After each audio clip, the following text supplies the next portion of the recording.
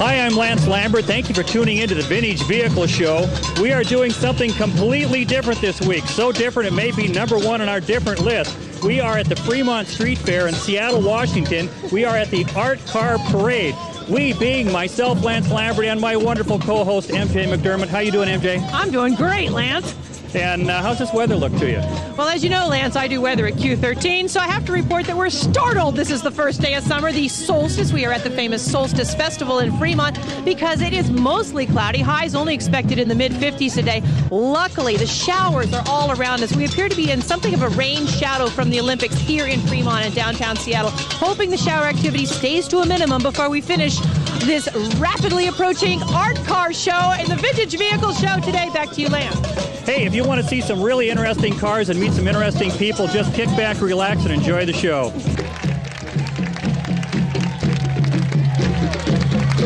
I'm standing here with Milky and Leah, and we are standing in front of their... This is the Monstero. And what is the Monstero? The Monstero is a giant metal skull, as you can see. And how did the Monstero come to be? The Monstero was a joint effort of the Flight to Mars crew, a Seattle group of artists and art car enthusiasts, and we built this over the course of a summer, and it's fully built of steel.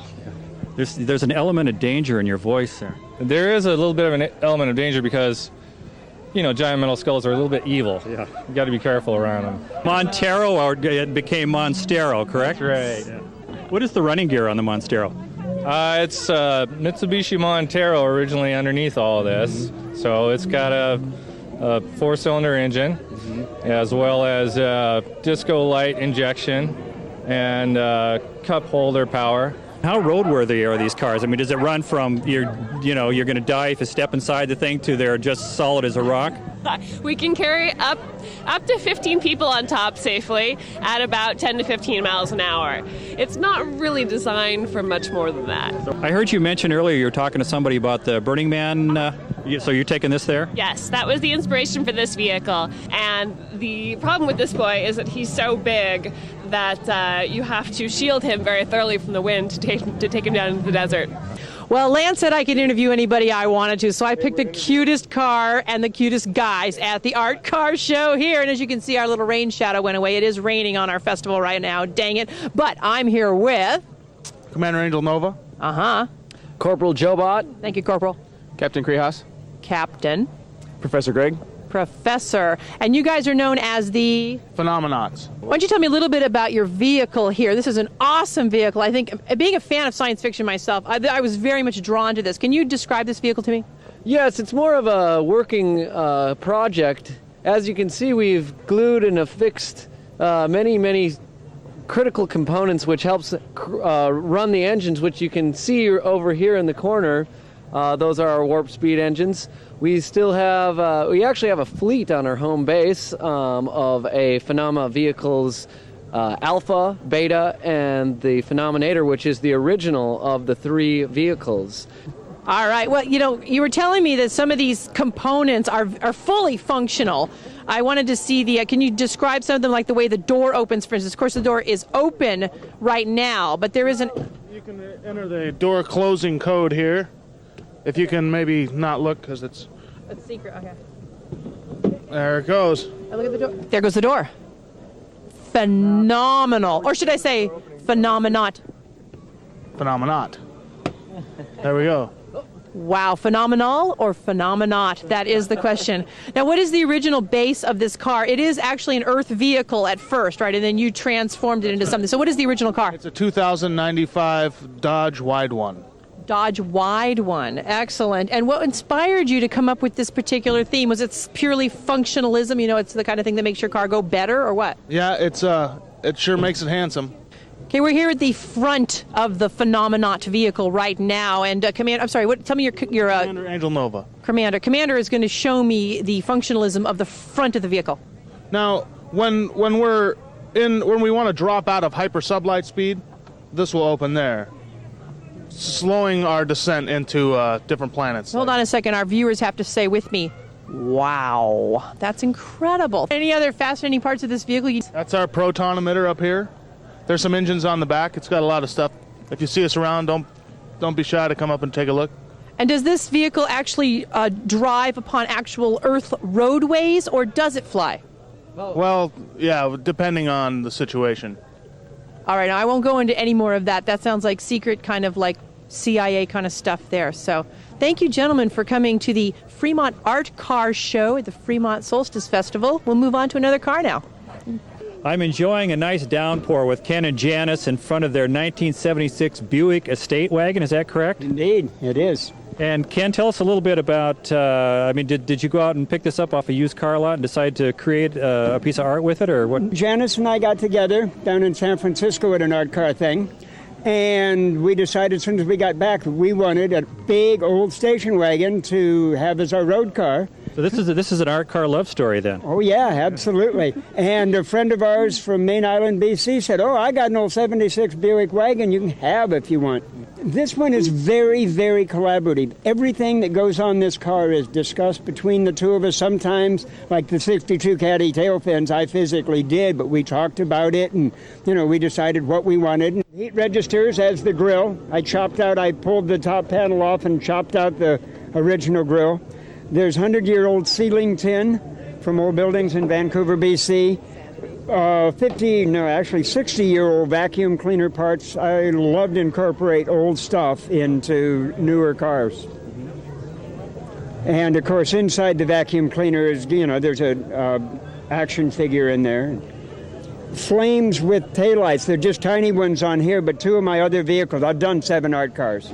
2 of my other ones have had large flames on them out of taillights. Well, I want to thank you for taking the time to tell us about your car. It's a real beauty. Thank you. Oh, thank you. Well, as you can probably tell, the little rain shadow we had is completely gone. Now that it's pouring rain, I'm happily warm inside this fantastic art car. Owner here, his name is? Charles Russell. And do you have a name for this vehicle? This is called the Cinnabar Charm. When did you build this? It's a 1971 Volkswagen bus that was restored right around the time I bought it, which was July of 2001 rather. So I've been adding to it since then.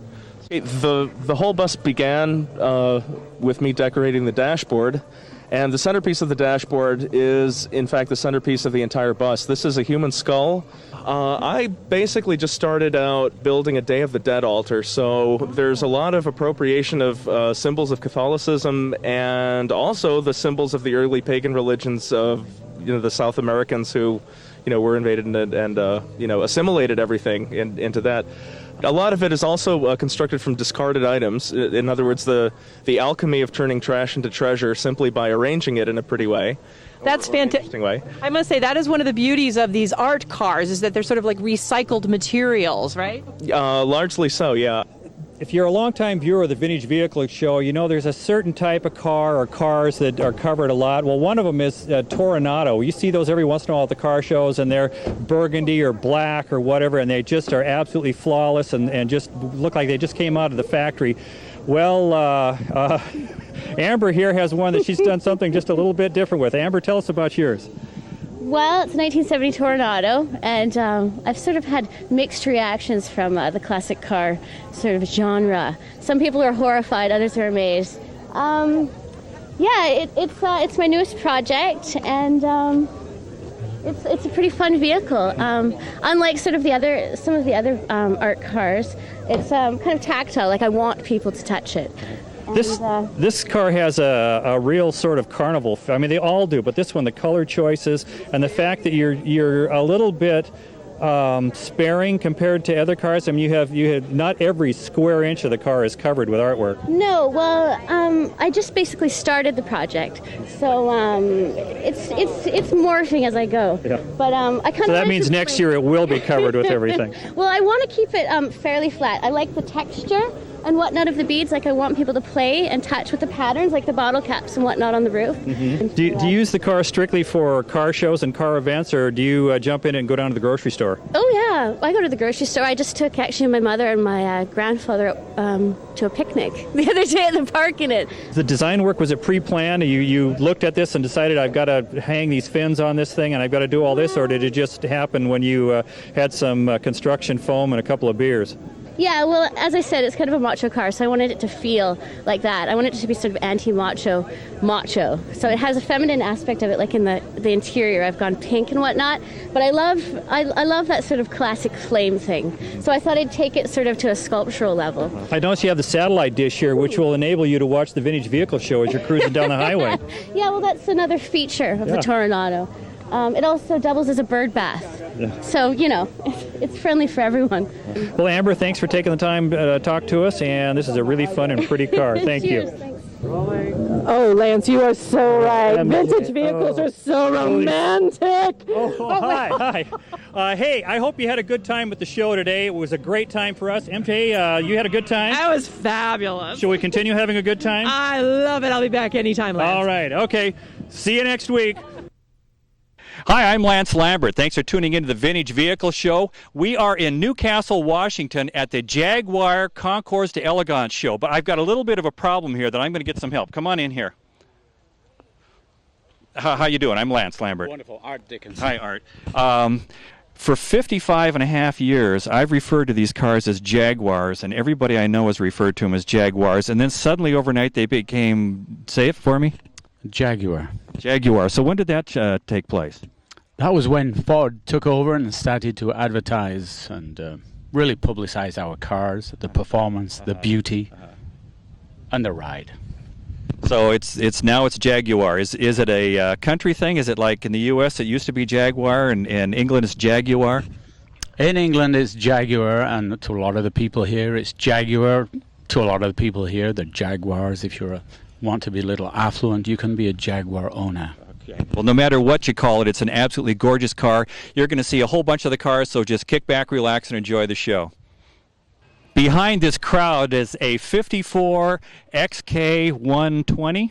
How'd I do? Thank you, Kai. I did all right? Very good. Am I potential to be a Jaguar owner? Absolutely. All right. Tell us a little bit about the car. Okay, it's a 54 XK120, a car we picked up down in the Tri-Cities, and we've been 2.5 years restoring it. Shar and I restored the car from the ground up, body off, new interior, new paint, engine overhauled. And Shar, have you been out there doing has it got you doing the dirty work and cleaning all the parts and doing the sanding, or what all have you done on it? Oh, about everything, like paint every nut, bolt, screw, and washer on the kitchen table. Is this a car that's just driven to car shows and on weekends, or do you really get out there and use this car? Well, we are retired now, so we run around in it and show it, as well as we enjoy driving it. Does this handle, the technology of a 54 Jaguar, is it a real wrestling match to drive, or is it pretty smooth? Actually, it's not too bad. It has a lot of horsepower. The brakes aren't as good as a modern car, and you just have to be aware of that when you drive it.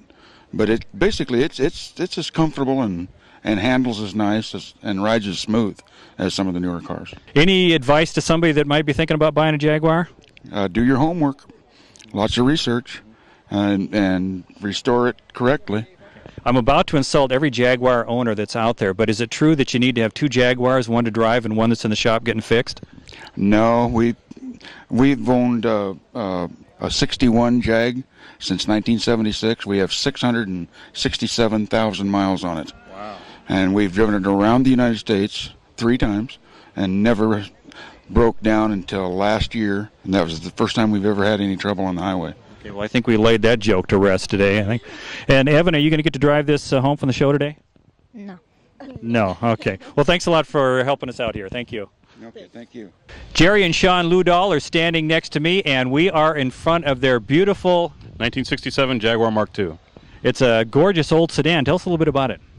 Well, it's an original car. It's got 64,000 miles on it. It was delivered and sold in Portland in May of 1968, and it was owned by people that owned the Dunlop Tire Distributorship there.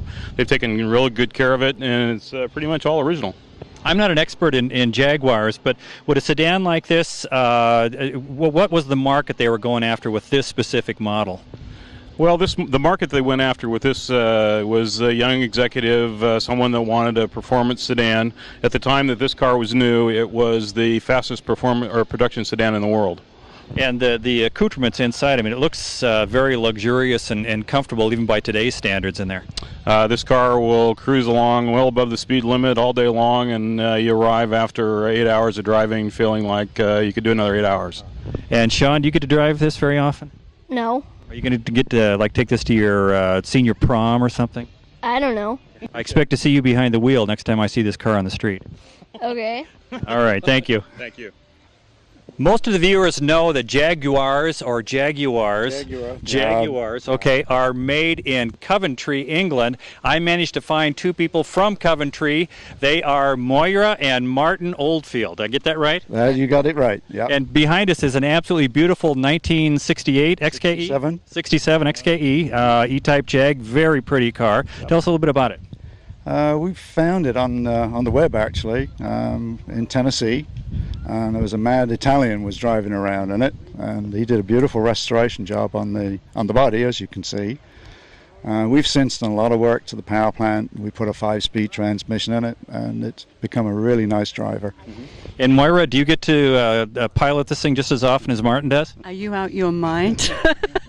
I get to clean the wheels. Such an honor. That's a big job. That's a big job, a real big, very important too. I think that in a lot of the viewers' minds, the E-Types, the XKEs are pretty much the coolest Jag you can have. Do you agree with that? Absolutely. It's certainly, well, you get so many comments about the car even now, and the style is timeless, and it's still a very pretty car. And British racing green with the beige interior. Favorite color. Yeah, you can't beat that. Red's nice, but red should only be on Ferraris. Well, it looks good on XKEs, but this looks really good. A very classy combination. You mentioned earlier that it'd be okay for me to just take off in this and maybe run down to the burger joint or something. Do you remember saying that? No, I do not. Definitely not. Well, I'm going to work. You better hope I don't find you. I'm going to work on getting a ride in this. So thanks a lot. Thank you. You're most welcome. All right. Great. Thank you. The fine gentleman standing next to me, Mr. Terry McMichael, is standing in front of his beautiful 1977 Jaguar. Terry, this is a beautiful car. Thank you. It's you said, a 1977 XJ6C, 6-cylinder, double overhead cam coupe, which is rare because they made only about 1,500 to 1,700 of these cars. 77 is the last of the last year of the cars. They were built from 1975 through 77 only. The running gear on this, the power, what kind of cubic inch, what kind of horsepower? It's 220 cubic inch, about 210 horsepower. It's the early smogged cars, so they were lower in horsepower than the earlier cars. The general public, when you're out driving this and you pull into the Albertsons parking lot or wherever, into the gas station, what kind of response do you get on this car?